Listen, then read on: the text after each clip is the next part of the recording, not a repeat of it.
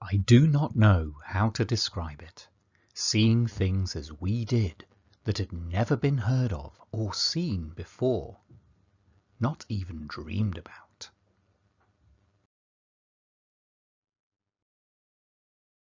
Students who take the A-level history course at Carterton will examine many of these unprecedented experiences.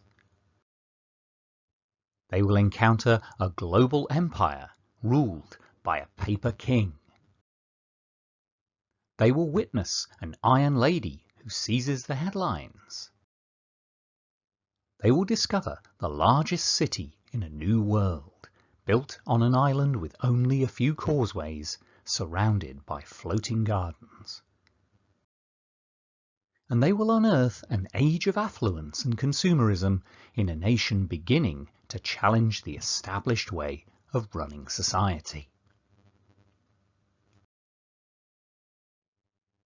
Let's begin by taking a look at the history syllabus for the A-level. At Carterton, we use AQA as the exam board for our A-level course.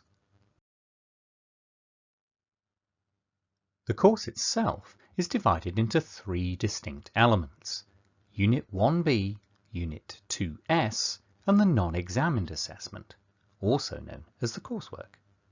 Half of each unit is taught in Year 12 and the remaining half in Year 13.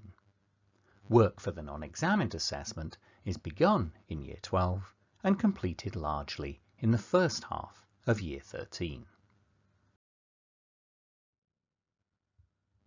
Unit 1B is our breadth study, covering almost 150 years. The topic is Spain in the Age of Discovery, from 1469 to 1598. This study involves getting to know the thoughts and deeds of three significant sets of rulers in a time of great change, when the modern world was emerging out of the Middle Ages. Firstly, there's the power couple of Queen Isabella and King Ferdinand, who together created a new kind of monarchy at the same time as exploring the new world across the Atlantic Ocean. Then there's the drive to great power taken by the ambitious King Charles I, who became King of Spain at the age of 17 and sought out the challenge of becoming Holy Roman Emperor just 2 short years later. Finally, there is the Golden Age of Spain under King Philip II, a divisive figure who married one English queen and raised an unparalleled armada to fight another. Unit 2S is our depth study, covering almost 60 years in detail. The topic is the making of modern Britain from 1951 to 2007. This study asks us to reflect on Britain's changing place in the modern world of the last half-century or so, and to consider the interrelationship between politics, economics, society, and the survival of political parties. Firstly, we see the building of a new Britain from 1951 to 79, where political parties tried to establish a post-war consensus based on their successful wartime cooperation, whilst dealing with a society transformed by new technologies and attitudes. The age of affluence, the winds of change, and the swinging 60s will all play their part. And we conclude by exploring modern Britain from 1979 to 2007, where strong characters such as Margaret Thatcher and Tony Blair dominated the political scene, and ideologies about how society should best be governed were formed and reformed. As the Special Relationship and Black Wednesday show us, Winston Churchill's observation of Britain's 3 spheres of influence will remain ever relevant.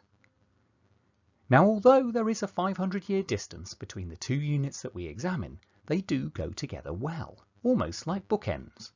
Our breadth study takes a look at the beginning of the modern world, whilst our depth study brings that story right up to date.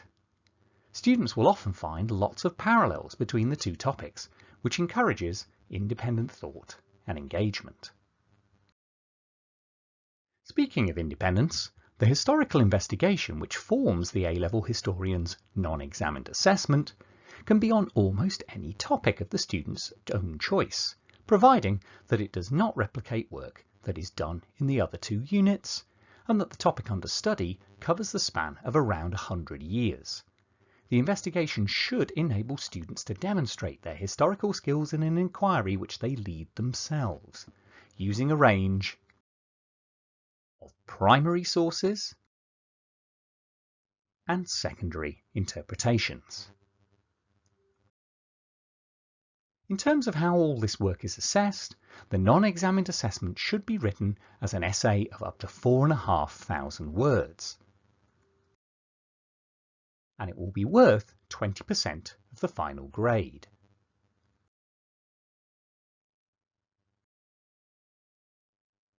The Spain and Britain units will each be worth 40% of the final grade, and will each be assessed with a 2.5-hour exam paper split into 2 sections. The first involving the analysis of historians' interpretations or contemporary sources, and the second comprising essay questions based around a key idea or a pattern in each topic.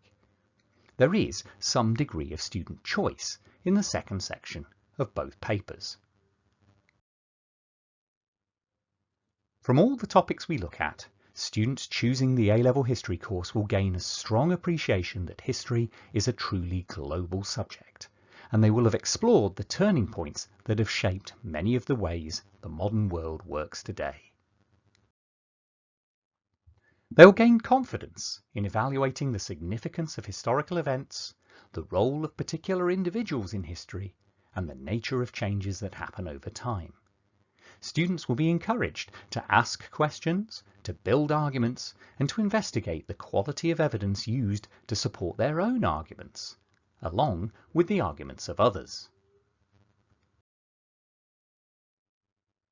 In July of 2018 and July of 2019, sixth form students at Carterton were given the opportunity to take part in an overseas visit to Madrid. Madrid was chosen for many reasons, and particularly for what it offered in terms of cultural and historical significance. Among many sites, our students visited El Escorial. El Escorial is King Philip's palace, monastery, and the centre of the Spanish Golden Age. They visited the Prado Museum, the centre of Spain's Renaissance art. They visited the Plaza Mayor, which began as a 15th century market square. The Temple of Debod, which is an ancient Egyptian edifice transported into a modern city.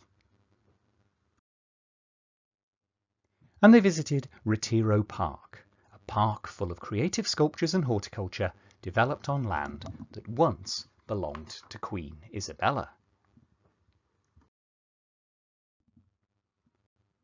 Finally, let's take a look at why students might take history as an A-level choice.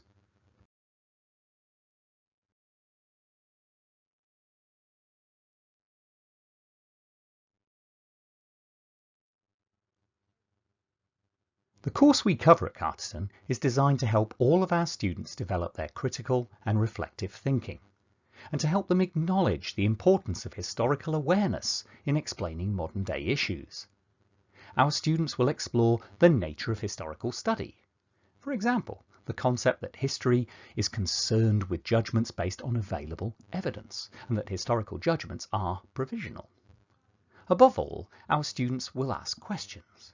They'll make links and draw comparisons, and they should become more independent learners, better critical thinkers, and confident decision makers. These are all personal assets that can make them stand out as they progress to the workplace or to their next stage in higher education. Many thanks for listening.